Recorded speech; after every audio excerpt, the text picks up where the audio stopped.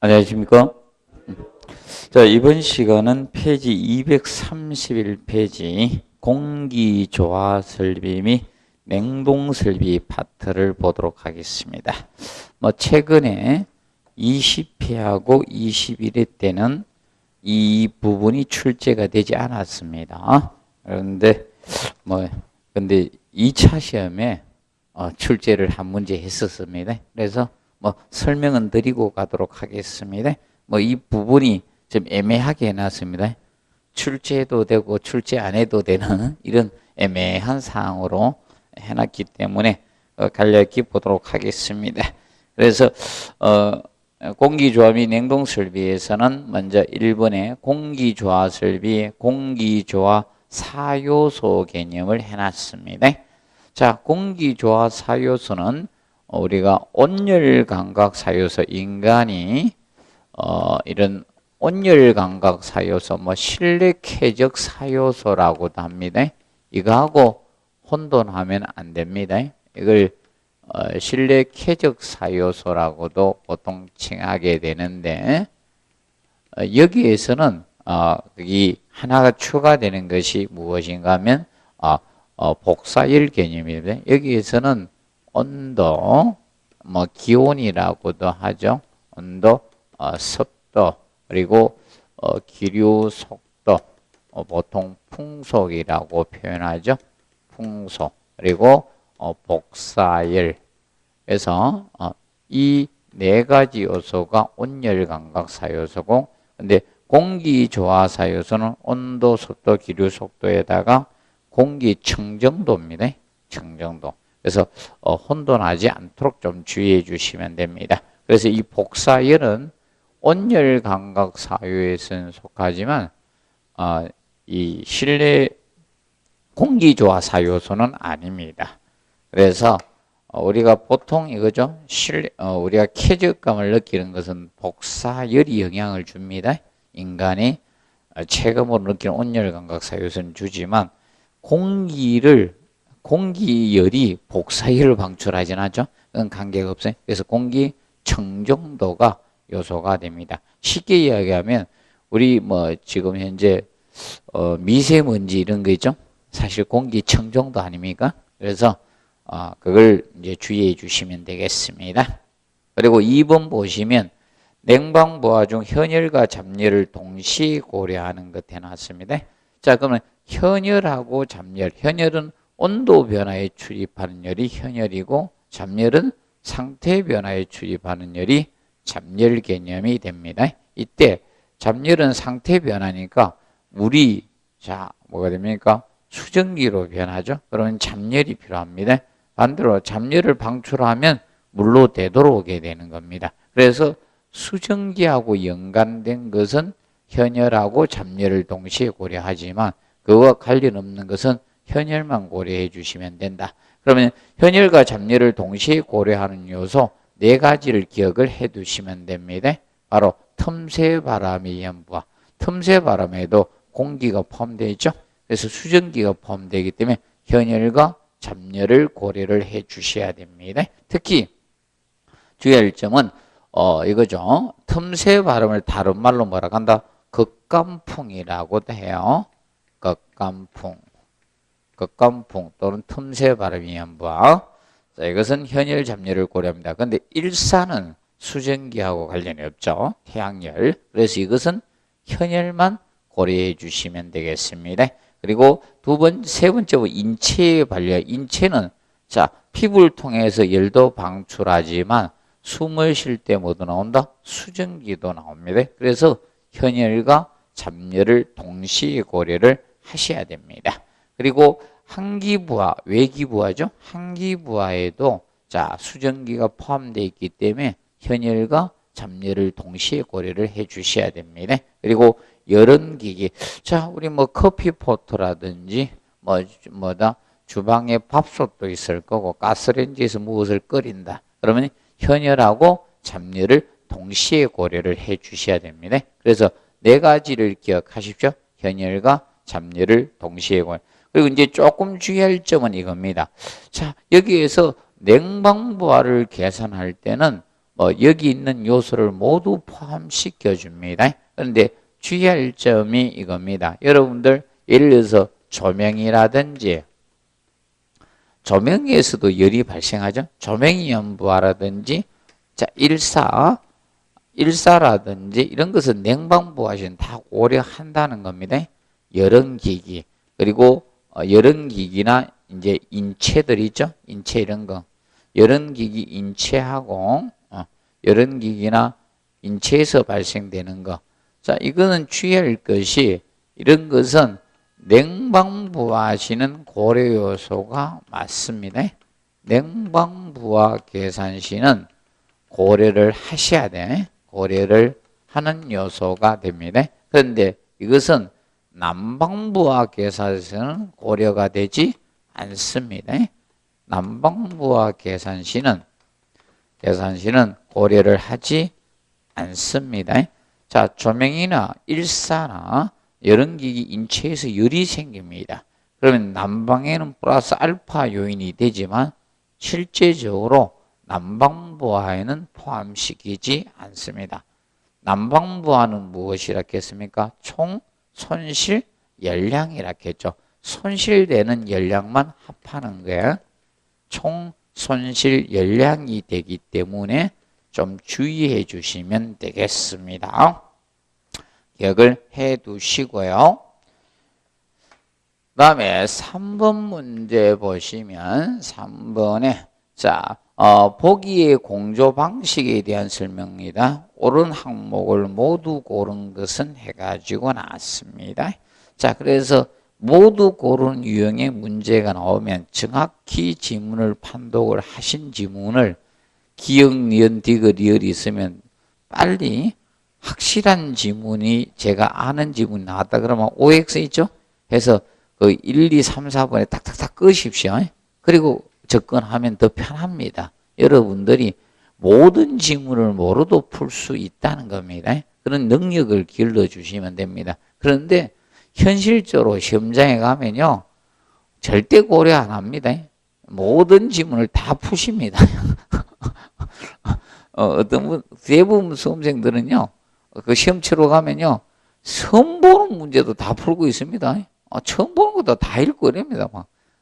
대단하신 분들입니다. 시간만 팍팍 죽이고 있습니다. 자, 그래서 거기 보시면, 기억에 보시면, 자, 정풍량 단일득도 방식은 부하 특성이 다른 여러 개의 실이나 쫀이 있는 건물의 적합 바닥에서 틀린 주문이 됩니다. 자, 그러면 정풍량 방식은요,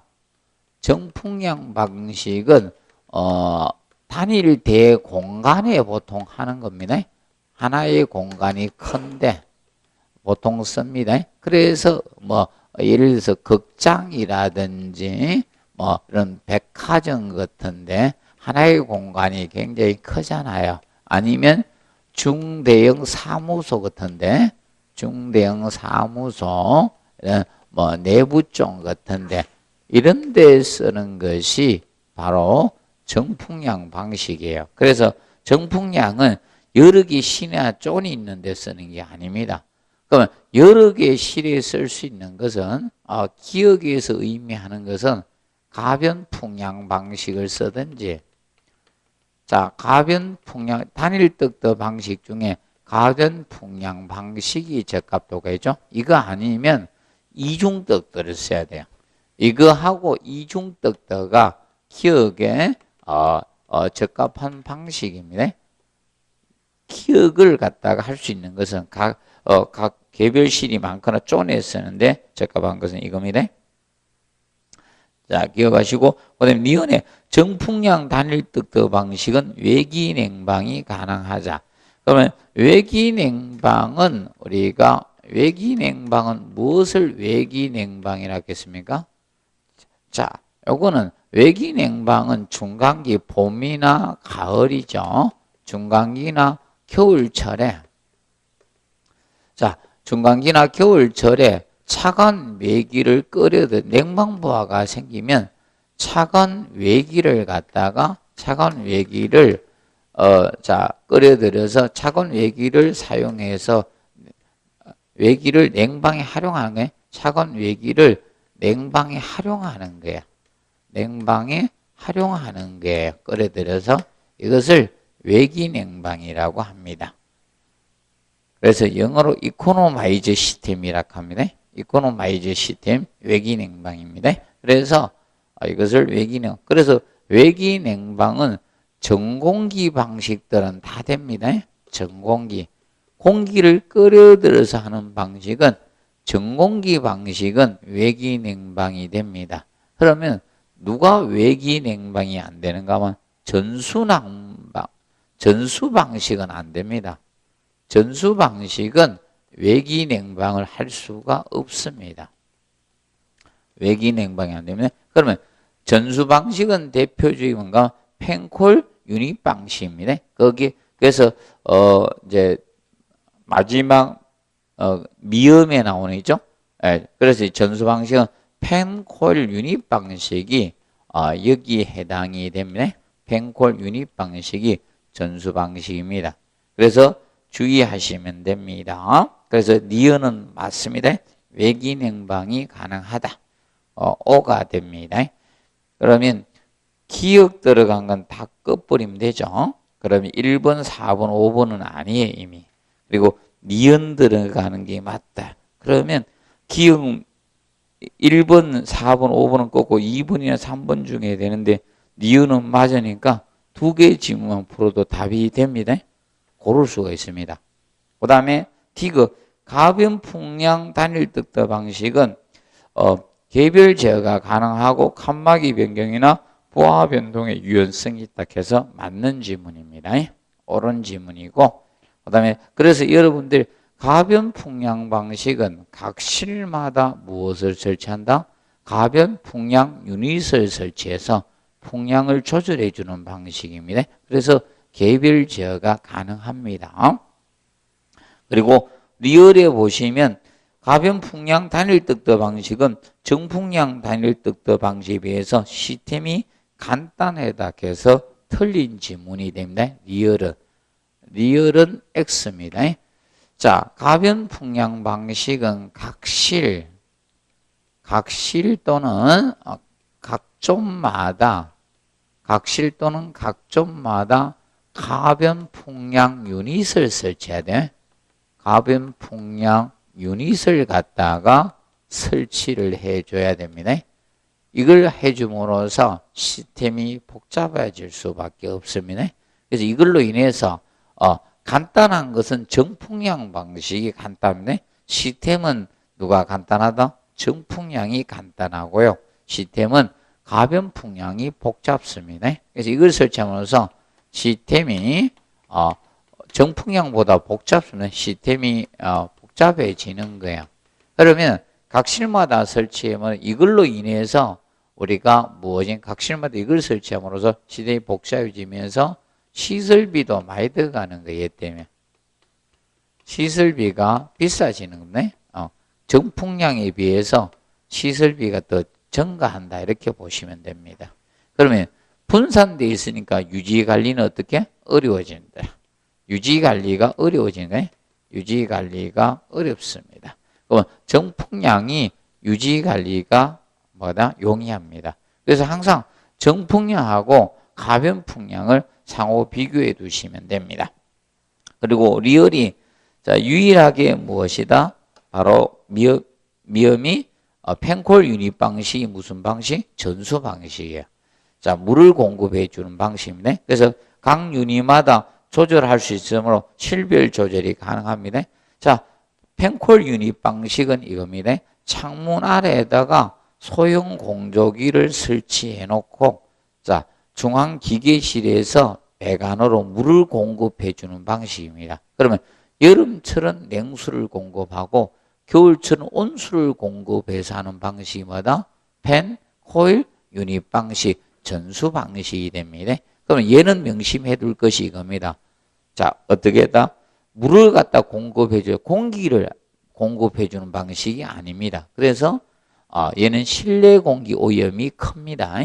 그래서 펜콜 유닛 방식은 실내 공기 오염이 큰 것이 특징이고 외기 냉방이 된다 안 된다? 안 됩니다. 외기 냉방이 되지 않는 방식이 된다는 점을 우리가 알아두시면 되겠습니다. 자, 그래서 3번은 3번이 되겠습니다. 그 다음에 4번 문제. 공기 조화 설비 방식에서 정풍량 방식에 비해서 가변 풍량 방식의 장점이 속하는 것 해놨습니다. 그다음 1번 지문에 보시면 실내 송풍량이 가장 많이 취해져 외기 침입이나 환기 유리한 방식은 이것은 정풍량 방식의 장점이 됩니다. 1번은 정풍량 방식의 장점 개념이 됩니다. 장점. 자, 그리고 니은에 각 실별 좀 온도 조절이 쉽다. 이것은 가변 풍량 방식의 장점이죠. 자, 가변 풍량 방식의 장점이 됩니다. 장점. 그리고 자, 기구 면에서 단순하다. 이것은 정풍량 방식의 장점. 이거는 정풍량입니다. 정풍량 방식의 장점이고, 설비비가 감소한다. 이것도 정풍량 방식 장점. 정풍량입니다. 방식의 장점됩니다. 자, 그리고 5번 에너지 소비가 많아진다. 이거는 둘이 비교했을 때죠. 이건 정풍량 방식의 단점이 되죠. 이거는 정풍량 방식 단점 개념이 되는 겁니다. 단점. 그래서 현재 4번은 2번이 장점이 됩니다. 가변 풍량 방식. 자, 그 다음에 5번 문제 보시면 공조 방식 중 전공기 방식과 전수 방식에 관한 설명 중 옳은 것은 해가지고 나왔습니다. 옳은 것. 옳은적인 측면 보시면 먼저 전공기 방식하고 전수 방식의 차이점은 무엇이라겠습니까? 하나는 냉매를 공기를 이용하는 것이고 하나는 물을 이용하는 방식. 그래서 전수 방식과 전공기 방식은 자 이겁니다. 자, 전공기 방식은 냉매를 물을 이용하는 방식이고 열 매체가 공기를 이용하는 방식이고 전수 방식이 열 매체를 물을 그래서 이제 이거는 전공기 방식은 열 매체가 공기예요. 공기. 그래서 따뜻한 온풍이나 여름엔 냉풍을 공급하는 방식이고 얘는 열 매체가 물이에요. 물을 이용하는 방식이 됩니다. 물. 그래서 전공기 방식은 뭐가 필요한가 하면 공기를 공급하기 위해서 덕트가 필요한 거예요. 덕트. 그러면 얘는 물을 공급하기 위해서 배관이 필요하고요. 얘는 배관으로 물을 공급해 주는 방식입니다. 그렇다 보니까 전공기하고 전수 방식은 그럼 얘는 닥터로 공급해 주고 얘는 물을 공급해 줍니다. 그래서 우리가 알아두실 게 전공기 방식은 얘는 공기를 공급해 주다 보니까 닥터로 공급하니까 실내 공기 오염이 적습니다. 얘는 실내 공기 오염은 이게 적고 이게 실내 공기 오염이 커요. 전수 방식이. 얘는 물을 공급해 주니까 자주 환기를 해 주셔야 됩니다. 별도로. 그리고 기억을 해 두시고 그 다음에 이제 전공기 방식의 전수 방식은 얘는 차가운 외기를 끌어들여서 외기 냉방을 할 수가 있습니다. 그런데 이거는 외기 냉방을 할 수가 없습니다. 그리고 이제 열운반 동력 개념 송풍기로 돌려야죠. 열운반 동력이 이게 더 커요. 얘는 공기를 공급하니까 계속 송풍기로 돌려가야 공급을 해야 됩니다. 그래서 열운반 동력 개념은 얘가 적어도 돼. 얘는 물이다 보니까 동력이 얘가 적어도 돼. 열운반 동력은. 자, 기억을 해 두시고 그 다음에 이제 전공기 방식하고 전수 방식은 이제 송풍기는 자, 이 송풍기는 얘가 큰 거예요. 그래서 일반적으로 근데 전수 방식은 송풍기가 어떻게? 소형 공조기 어떻게? 조그맣한 송풍기를 설치해 놓은 거예요. 그래서 이제 조그맣해요. 공조기가 작다 보니까. 그래서 이제 요는 송풍기가 적어요.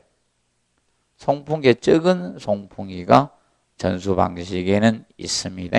기억을 해 두시고. 그리고 이제 종류가 어떻게 되는가 하면 이 전공기 방식은 덕터가 하나인 단일 덕터 방식이 있습니다. 단일 덕터 방식이 있는데 아까 했던 정풍량하고 가변풍량 방식 두 가지가 있습니다. 정풍량하고 가변풍량 방식이 있습니다. 가변풍량 방식이 있고 그 다음에 이중 덕터가 있습니다. 덕터가 두 개인 이중 덕터 방식 그리고 멀티존 유닛 방식이 있습니다.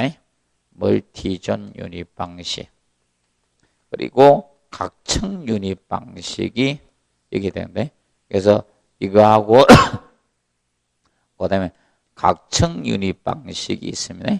각층 유닛 방식 각층 유닛 방식은 주 공조기가 공조실에 있고 1차로 공기를 만들어 공급해 주면 각 층에 2차 공조기 하나씩 있는 거예요. 각 층의 부하에 맞춰서 다시 공급해 주는 방식이 그러면 저겁니다. 저거하고 비슷하다 보면 돼요. 자, 어디입니까? 주 있죠? 고깃집에 갔는데 기본 초벌구이는 안에서 해가 나오는 거. 그리고 각자 취향에 맞춰서 구워 먹는 겁니다. 그리고 전수 방식은 펜, 코일 유닛 방식이 전수 방식이 됩니다. 전수 방식. 구분해 두시고 그래서 1번의 전공기 방식은 외기 냉방이 가능한데 불가능하다 해서 OX, X입니다. 전수 방식이 외기 냉방이 안 됩니다. 그리고 전공기 방식은 한기가 용이하다 해서 맞습니다. 실내 공기. 그리고 3번에 전공기 방식은 실내 수배관이 필요한 것은 누구다? 전수 방식. 그래서 전공기는 떡떠가 필요하다 했습니다. 그리고 전수 방식은 떡떠습이 많이 소요된다. 전공기죠. 네, 들리고 그다음 5번 전수 방식은 고성능 필터를 사용할 수 있어 실내 공기 청정도가 높다 해서 OX, X입니다. 전수 방식은요. 자, 이 전수 방식은 펜콜 유닛 방식인데 여기에 소형 공조기를 설치해 놨거든요. 이건 소형 공조기예요. 그렇기 때문에 고성능 필터 사용 못합니다. 펜도 적고.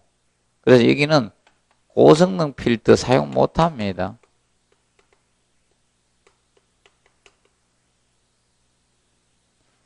천식 환자 막 폐 안 좋은 사람에게 고성능 방독면 씌우고 생활하라 하면 됩니까?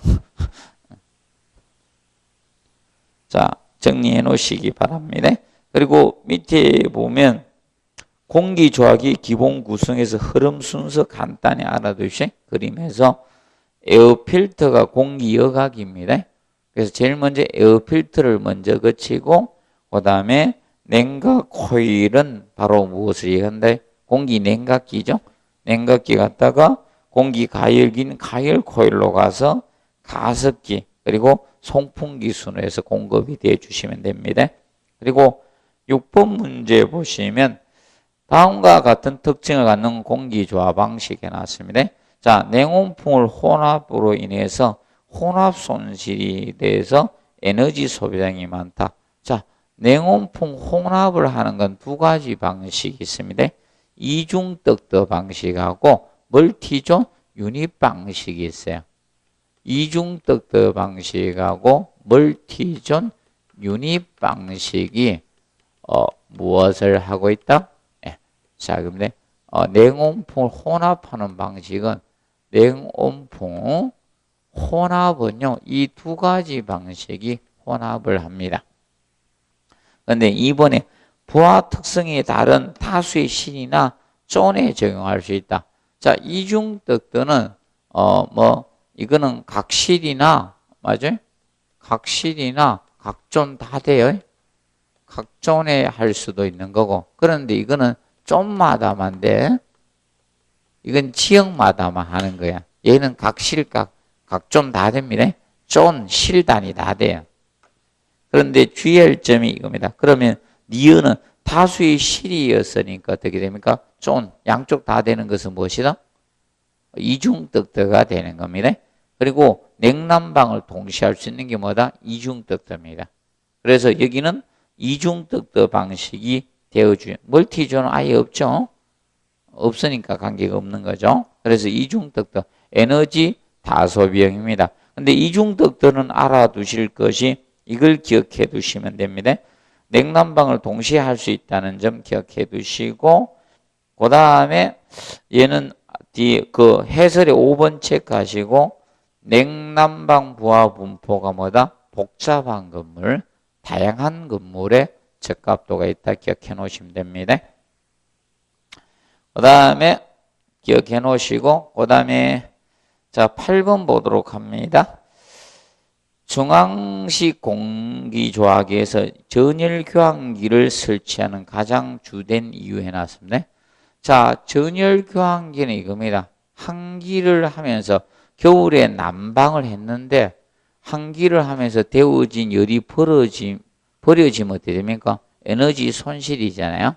그래서 한기는 하되 열은 해소하는 장치가 뭐다? 전열 교환기입니다. 열 해수 장치에 해당이 되는 거야. 전열 교환기는. 그렇기 때문에 얘는 에너지 절약을 목적으로 하고 있다는 점 기억을 해 두시면 되는데, 에너지 절약 목적이 되는 겁니다. 그래서 소음 제거를 하는 것은 챔버들이 많이 합니다. 소음 제거는 1번은 챔버가 플래니엄 챔버나 이런 챔버들이 바로 소음을 제거하는 역할을 해줍니다. 그 점 기억해 놓으시고, 그 다음에 5번에 보면 기류 안정 나오죠. 그거는 가이드 베인이 하는 역할입니다. 덕더의 굴곡부에서 가이드 베인이 기류를 안정시키는 역할을 한다는 점 같이 공부해 놓으십시오. 봐두시고, 그 다음에 이제 10번 봅니다. 9번은 에너지 절약과 직접적인 관련된 내용이 아닌 거죠. 건물의 방위 관계죠. 자, 여러분들, 남향이야, 맞죠? 동양이야, 서양이, 북한이야, 주변에 따라서 틀려지잖아요. 예. 그리고 건물의 외벽 면적이, 자, 이겁니다. 면적이 넓어지면 넓어질수록 에너지 손실이 커지겠죠? 표피 면적이 줄어들어야 되겠죠? 그리고 적절한 공조 조닝. 자, 공조 조닝은 에너지 절약 목적이 됩니다. 그런데 소음이나 방진 설계는 직접적인 에너지 절약하고는 관계가 없습니다. 그리고 본래의 효율이 좋은 걸 써야지 뭐다 에너지 절약이 됩니다. 그래서 여기서는 4번 개념이 되겠고, 그 다음 10번 다음 중 공조 방식 분류에서 전공기 방식이 아닌 것. 자, 전공기 방식은 단일 떡도 두 가지 있다 했죠? 정풍량, 가변풍량 방식, 이중떡도, 멀티존 유닛 방식, 각층 유닛 방식이 자 해당이 되었습니다. 3번 펜콜 유닛 방식은 무슨 방식이다? 전수 방식에 해당이 됩니다. 그 다음에 11번 펜콜 유닛 방식에 관한 설명으로 옳지 않는 것. 자, 펜콜 유닛 방식은 아까 조금 전에 했죠? 전수 방식이라고 했어요. 물을 이용하는 방식이 된다라고 했습니다. 이것은 전수 방식에 해당이 된다 했습니다. 전수 방식. 자, 전수 방식으로서 자, 우리가 각 유닛마다 조절할 수 있습니다. 개별 제어가 가능하다. 그러면 펜콜 유닛 방식은 이 각 실마다 각 실에 어디 창문 아래에다가 창문 아래에 소형 공조기를 배치한 거야. 소형 공조기를 배치했는데 여기에 뭐가 단위가 들어있다? 펜하고 코일이 들어있다. 단위. 유닛은 단위잖아요. 여기 펜하고 펜이 송풍기잖아요.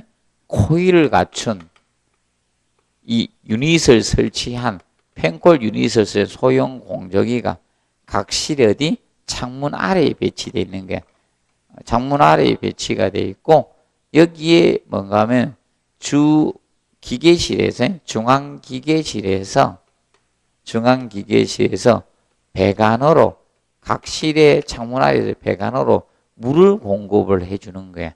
그러면 겨울철은 온수 공급하고 여름철은 냉수 공급해서 여기서 팬이 돌려가지고 그럼 코일 안에 차가운 물이 갔는데 팬 돌리면 차가운 바람 나오고 따뜻한 물을 앞에 놓고 있죠.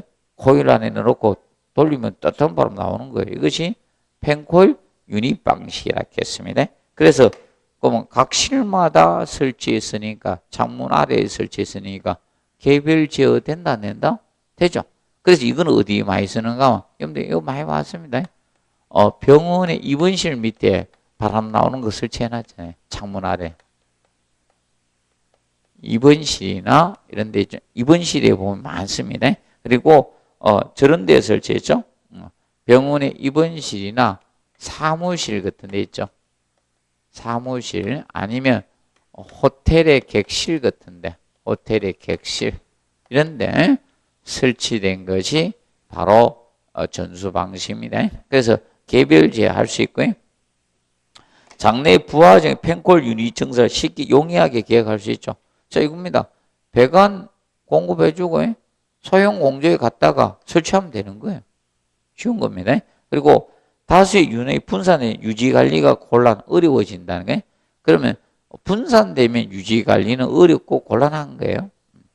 그리고 4번에 소량의 송풍으로는 이제 고성능 필터 사용하기 힘들고, 그 다음에 중대형 사무소 내부 극장이나 공장 같은 데 이런 데 쓰는 거 뭐예요?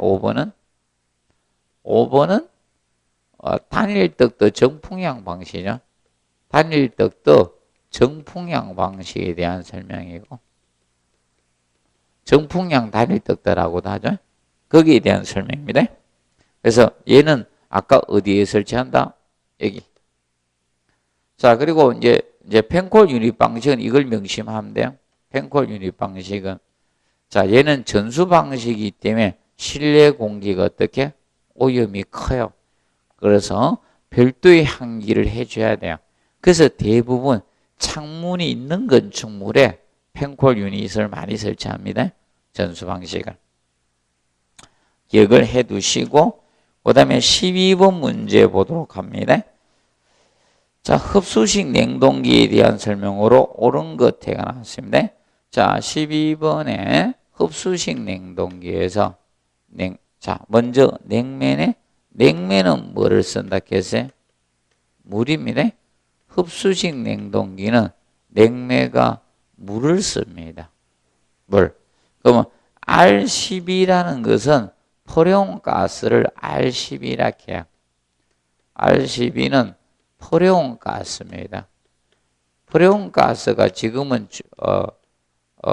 오존층 파괴한다고 사용 중지된 거 아닙니까? 이거는 압축식 냉동기 냉매로 사용됐던 거야.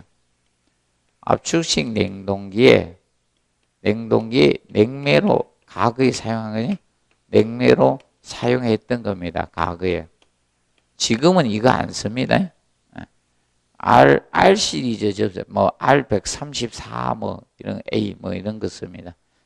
그래서, 봐두시면 됐고, 그 다음에 2번에 보시면, 압축식 냉동기에 비해서 소음 진동은 작다. 그러면 보통 흡수식하고 압축식을 비교했을 때 소음 진동은 뭐가 크다? 압축식이 크다 했죠? 흡수식이 적고요. 그 다음에, 그런데, 전력 소비는 누가 크다? 압축식이라고 했습니다. 예. 그리고 3번에 냉동 사이클은 흡수식 냉동 사이클은 어떻게 돌아간다? 흡수식은 흡수기, 그 다음에 뭐다? 재생기, 그리고 응축기, 정발기, 이 사이클로 돌아간다 했죠. 다시 흡수기 되돌아간다 했네. 이렇게 계속 사이클이 되돌아간다 했습니다. 이런 점. 그리고 여기에서 냉동 냉각은 어디에서 이루어진다 했어요? 냉동은 어디에서? 정발기. 냉동 냉각은 정발기에서 이루어지고 냉동 냉각은 정발기고 어디에서 주 방열이 이루어진다? 방열은 응축기 여기에서 주 방열은 이루어지고 일부 방열이 여기에서 이루어진다겠죠? 흡수기에서 일부 방열이 이루어집니다. 주 방열은 여기에서 이루어지네. 응축기에서 이루어집니다. 자, 그리고 그래서 4번도 틀렸죠. 그다음 5번 압축식 냉동에서 많은 전력이 소비된다 해서 OX, X. 흡수식 냉동기는 우리가 뭐라 했습니까? 흡수식 냉동기는 주구동 에너지를 뭘 쓴다 했죠? 주구동 에너지가 무엇을 쓴다? 도시가스라 했죠.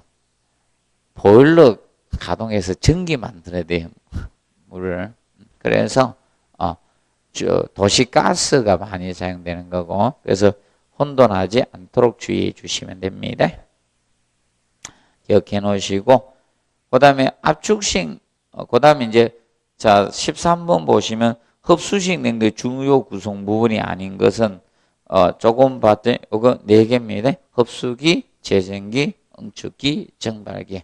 그러면 압축기 아니죠? 2번은 압축식 냉동기죠. 그래서 구분해 두시면 됩니다.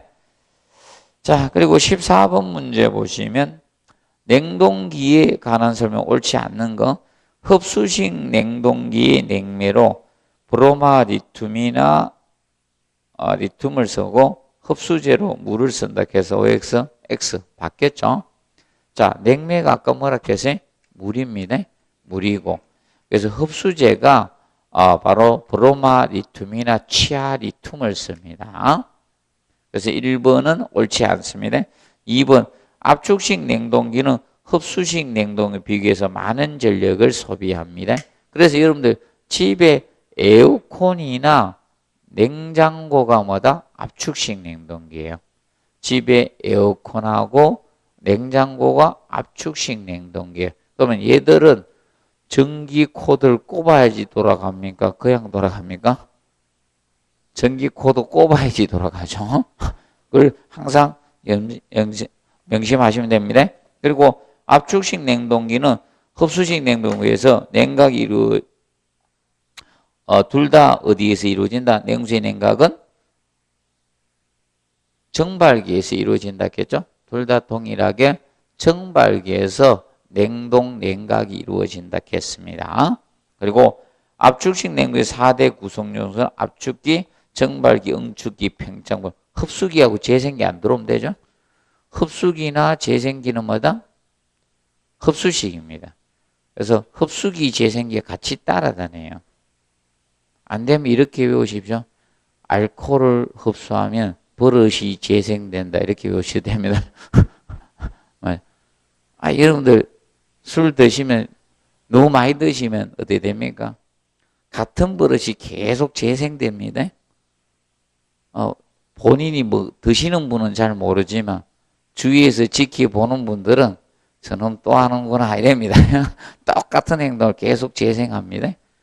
흡수하고 재생기는 같이 따라다닙니다. 항상 기억하시고. 흡수기. 그럼 압축기하고 같이 따라다니는 게 뭐다? 팽창밸브. 자, 기억을 해 두시면 되겠고, 그 다음에 5번에 보시면 흡수식 냉동기 구성 요소는 재생기, 정발기, 응축기, 흡수기. 이건 사이클 아니고, 구분해 두시면 됩니다. 자, 그리고 15번에, 자, 냉동기에 관한 설명 옳지 않는 거. 흡수식 냉동기 냉매는 물이고요. 자, 냉동기의 성적 계수는 그 값이 뭐다? 클수록 에너지 효율이 좋아집니다. 클수록. 성적 계수는 커야 돼요. 성적 계수가 커야지. 사실 이거죠. 성적 계수는 냉동기 성적 계수는 자, 냉동 효과를 갖다가 압축열로 투입된 에너지로 나눈 거잖아요. 압축열로. 이 성적 계수야. 그러면 이 계수가 커야지 좋은 거예요. 자, 그리고 자, 3번에 터보식 냉동기는 임펠러의 원심력에 의해서 냉매를 가스로 압축한 것이 터보식 냉동기죠. 뭐 다르게 뭐라고도 하는가 하면 원심식 냉동기라고도 합니다. 원심식 냉동기 또는 터보식 냉동기라고 합니다. 그리고 압축식 냉동기 냉매 순환은 냉매 순환 압축은 이렇게 돌아간다 했죠. 기가 총 4개의 사이클을 거치는데 냉매가스를 압축을 하고 어디로 보낸다? 응축기로 보내면 팽창밸브 그리고 정발기 이 사이클을 계속 그린다 했습니다. 돌아갑니다. 위에는 고와 밑에는 저. 그 다음에 흡수식 냉동기 냉매는 이거는 압축식이고 흡수기는 흡수기 그리고 재생기 보일러 가동해서 물을 전기를 정발시켜야 되죠. 그리고 응축기 그리고 정발기 이 사이클을 돌린다 했죠. 그러면 차이점은 얘는 냉매가 가스고 얘는 무엇이다? 냉매가 물이에요. 그래서 틀리게 되는 겁니다. 그 점 우리가 알아두시면 되겠습니다. 그 다음에 16번 보시면 0도씨 물 1톤을 주야 24시간 동안 0도씨 얼음으로 만드는 능력을 1냉동톤이라고 합니다. 1냉동톤. 그래서 1냉동인데 일본식은 얼마야? 386kW인데 그래서 일본식을 우리나라는 일본식을 씁니다. 1RT라고 합니다. 1RT. 그래서 386kW가 됩니다. 그런데 미국식은 3.516kW.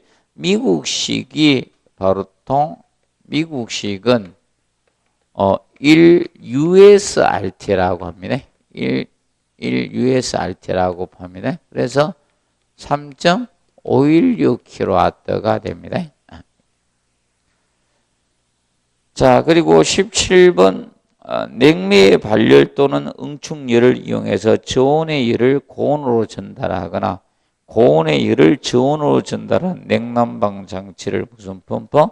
히트 펌프라고 합니다. 그래서 히트 펌프 또는 열 펌프라고 돼요. 이거 잘 봐놓으세요. 2차에 아마 쓰는 거 나올 수도 있어요. 히트 펌프, 열 펌프라게. 기입형으로 나올 수 있어요. 2차에.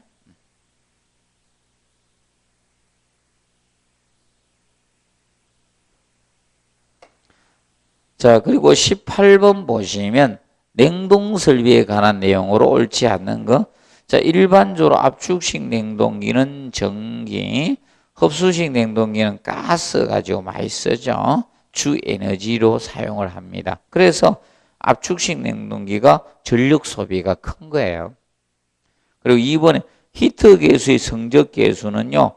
냉방시보다 난방시가 낮다 해서 틀렸습니다. 난방시가 높아요. 왜 그런가 하면 난방시가 왜 높을 수밖에 없는가 하면 이것 때문입니다. 여러분 냉동기 돌렸어요. 그러면 응축기에서 열을 방출하거든. 응축기에서 열을 방출하는데 벌어지는 열을 갖다가 응축이 발생한 열을 물을 데워서 온수로 공급해 주면 난방에 활용할 수 있죠. 맞아요? 그래서 난방시가 높은 거예요.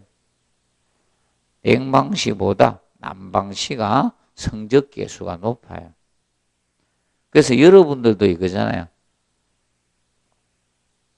저거 어떻게 됩니까? 어떨 때 이거죠. 몽롱했을 때 공부했을 때 성적 나오는 거하고 시험 치면 어느 날 또 정신이 맑을 때도 있죠. 일어나면 이렇게 보면 그날 이상하게 안 좋아가지고 몽롱해. 누가 말을 해도 무슨 말을 하는지 잘 이해도 안 되고 이럴 때 있죠. 그럴 때 성적 잘 나옵니까? 보시고 그 다음에 3번에 흡수식 냉동기 냉매는 물을 사용한다 했죠. 그리고 4번의 정발기의 냉매는 주로 주변 물질 열을 흡수해서 그 물질을 냉각시키는 것이 냉매가 됩니다. 자, 그리고 흡수식 냉도의 주요 구성 부분은 뭐다? 정발기, 흡수기하고 재생이 항상 따라다니면 돼. 흡수기하고 재생기, 흡수식은. 그리고 압축식은 뭐다? 압축기하고 뭐다? 팽창. 압축기하고 뭐다? 팽창. 이게 따라다니면 되고. 자, 그리고 19번 문제 보시면, 자, 냉방시 실온이 26도씨로 유지하기 위해서, 여기 보시면, 여기서 거실의 현열 부하가 뭐다? 1이 하나 더 쳐, 10.11kW인데, kW고, 이때 실내 치출구 공기 온도가 16도씨로 설정했을 때, 필요한 최소 자, 송풍량은 얼마인가 물었죠? 그러면, 어떻게 계산하는 거면, 자, 이겁니다. 송풍량 계산하는 문제는 부하를 갖다가, 부하를 분자에 두고 나머지로 뭐다? 곱해서 나눠주시면 돼요. 그러면, 송풍량은 이렇게 구하시면 돼. 송풍량은 그 현열 부하 주셨죠? 현열 부하를. 그런데 주혈점이 이겁니다. 주기 전부 다 뭘로 주십니까? 비율이 얼마? 단위가 킬로줄로 주어졌죠? 킬로줄로 주었으니까 현열 부하가 킬로와트잖아. 킬로와트를 직접 킬로줄로 나눌 수는 없잖아요. 킬로줄로 환산해 줘야 돼. 그러면 1킬로와트가 얼마? 3,600kg. 3,600을 곱해 주는 거예요. 그리고 자, 공기의 밀도 곱하기 공기 뭐다? 비율. 공기 비율 곱해서 온도 차이 곱해서 나눠주면 돼. 온도 차로 나눠주시면 돼. 주어진 대로. 이거 쉽습니다. 부하를 나머지로 나눠. 근데 항상 온도는 뭐라 했습니까? 차. 온도는 차라겠습니다. 그럼 현열 부하가 10.1 아니 원래 7.11인데 1짝 하나 빠졌네. 1로 계산하 그게 그겁니다. 0.01 차이니까. 그게 그겁니다. 그래서 곱하기 얼마? 3,600. 그리고 공기 밀도가 얼마입니까? 1.2입니까? 1.2. 비율이 뭐다? 1.01 곱하기 얼마 됩니까? 온도 차가 몇 도시? 26에서 10이죠? 16 빼면 10입니다. 나눠주면 되는 거예요. 봐두시면 되겠고, 그 다음에 페이지 240페이지 수송 설비부터는 잠깐 휴식하고 하도록 하겠습니다.